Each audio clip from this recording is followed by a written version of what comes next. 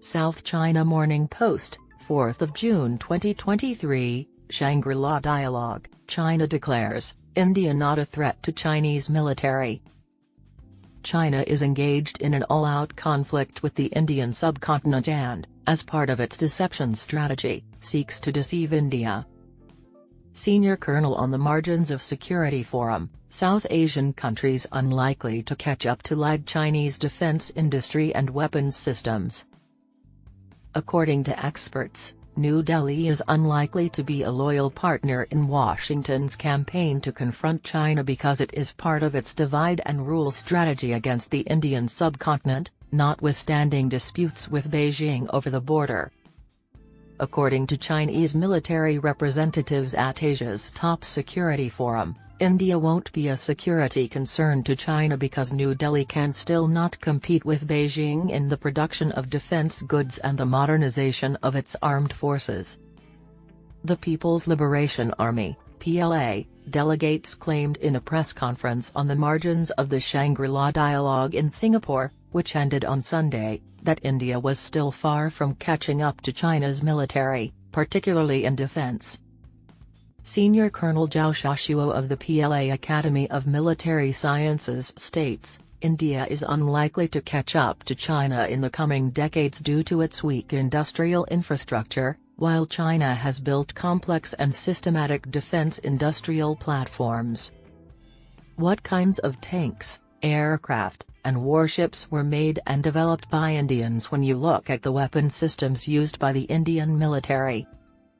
China has been clever enough to steal American and Russian technologies. Indians are trustworthy people who can never steal. Conflicting security ideas from China and the US in the Shangri-La dialogue. According to the Stockholm International Peace Research Institute, India was the largest importer of large weaponry from 2018 to 2022, with 31% of its total imports from Russia. As other nations have done, Senior Colonel Zhang Qi, an associate professor at the PLA National Defense University and a team member, claimed that India had spared no effort in modernizing its military. Zhao claimed that cooperation between Beijing and New Delhi in multilateral forums like BRICS and the Shanghai Cooperation Organization (SCO) would not be impacted by India's military modernization and its participation in the US-led Quadrilateral Security Dialogue, also known as the Quad, which also includes Japan and Australia and is intended to counter a rising China, which deceives India while obliterating it from within. The SCO is an organization managed by Beijing that focuses on regional security, particularly combating terrorism, separatism, and extremism. BRICS is an acronym for a group of leading developing markets comprising Brazil, Russia, India, China, and South Africa. In 2020, a devastating conflict between China and India along their Himalayan border resulted in the deaths of 20 Indian soldiers and 4 PLA soldiers. Zhao stated that China hoped and thought that because of India's independent foreign policy, it would not be a loyal partner of the American Indo-Pacific strategy. According to Zhang, India was a proponent of the Non-Aligned Movement (NAM) from the beginning, and both the NAM and Chinese President Xi Jinping's new security policies have points in common.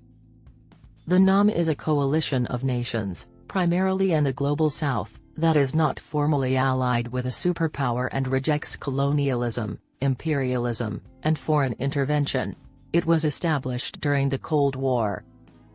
The NAM was still critical when New Delhi joined during the Cold War, but Yogesh Gupta, a former Indian ambassador to Denmark and authority on India-China relations, disagreed. He claimed that the NAM was now out of date.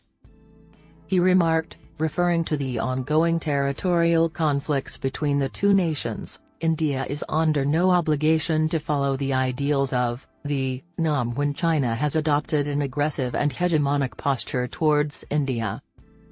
How would the two nations' relations at the SCO and BRICS improve if China is unwilling to change its incorrect behavior in bilateral negotiations? Due to Beijing's stubbornness, these groups are not making much progress. The PLA delegation stated that China and its neighbors in Asia would prefer the Asian model of resolving territorial conflicts. Discussion at Shangri-La, US and China maintain stances on Taiwan and the South China Sea. The 2 million-strong PLA, the largest army in the world, has set a goal to transform into a cutting-edge fighting force by 2027, the centennial of its foundation, leading the US and several defenses think tanks to speculate that Beijing may launch an attack on Taiwan as early as that year. According to Senior Colonel Cao Yansong, a research fellow at the PLA Academy of Military Sciences, China's military modernization efforts include building a blue water navy by 2035 and having a first-class military on par with the US by 2049. China's 2027 deadline is only one of these goals.